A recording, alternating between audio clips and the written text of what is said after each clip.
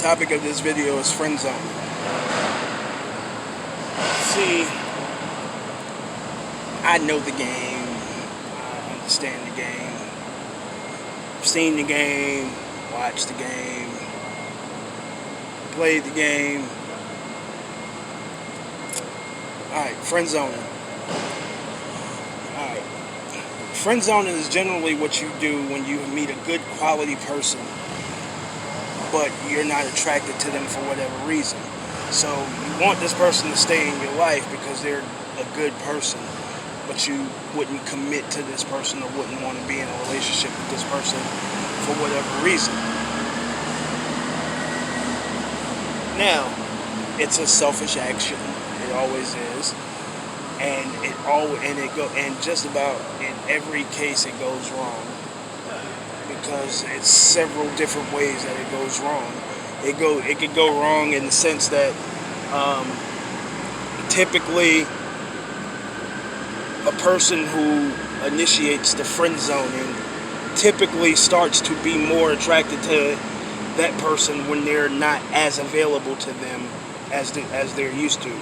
Meaning, when that person gets into a relationship, once that person gets into a relationship with someone, now all of a sudden, there's heavy flirting and, so to speak, heavy flirting and conversation, and the conversation takes on a different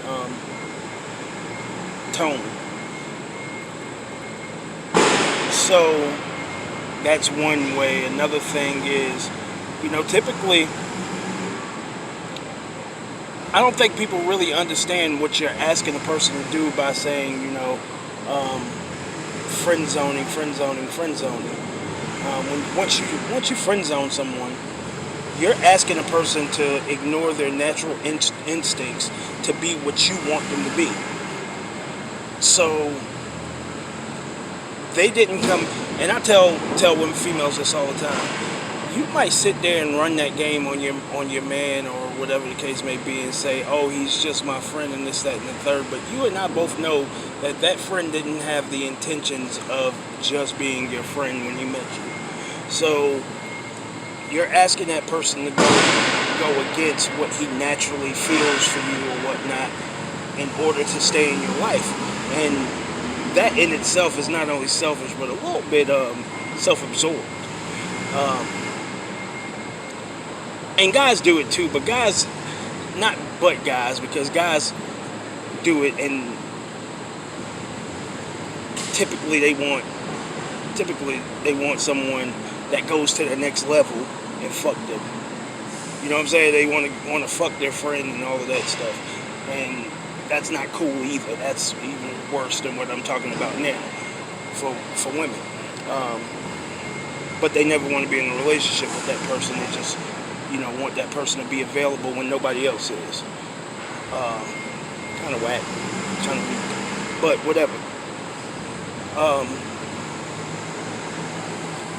But what ends up happening a lot of times, and I say it can go wrong in many different ways, the third way that it can go wrong is this person is typically around for you at your worst times. It's always he or she is always there when you're going through your shit, when you have family issues, when you have issues with life, and especially the issues with the people that you actually chose to be with. So this person is looking at you, and he's, in a sense, he's trying to win you over by being there for you in your times of needs, being there for you emotionally, or however he needs to be there for you. So he's trying to win you over and win your heart. And when that doesn't happen, he more than likely will grow to resent you.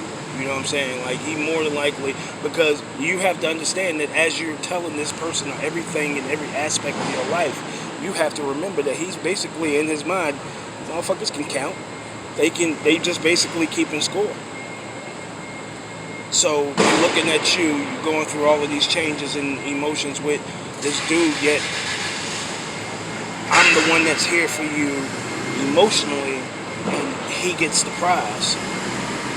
He gets all the prizes of being with you. I'm the one that's there for you when you're crying, when you're going through your moments, when he's not around, when he decides to leave, when he decides to hang out with his friends, I'm the one you're crying to. And so what typically happens then is that person begins to resent you. And if he doesn't resent you, by the time you even give a thought to being with this person, he knows you too well. So your ins and outs, all your bad tendencies and all your negative tendencies that you have, he knows those things because he's watched them play out so many damn times. So he might know you too well. So the thing about it is, you know what I'm saying, like, you know, this goes back to a lot of the stuff that I talk about on my page when I talk about relationships and our choices and everything. Is like, you know, we'll take the good people, and I'm gonna drop a little bit of common sense on you. We'll take those good people and put them in an unwinnable situation just because of our selfishness, and deal with knucklehead after knucklehead after knucklehead after knucklehead. And then this person is watching you do it. Watching you go through all of these pains, all the heartbreak, all of the heartache, all of the fussing, fighting, and arguing. This person is there for you. So we'll do that we'll cast that person to the side. Cast the good people to the side, and then we'll take a fucked up motherfucker and bring them into our situation and hope that we can change them into a good person. But the common sense part of it is, what if he does change? What if she does change? What if she becomes that good person? Guess what's going to happen? You're not going to want them either. So, off.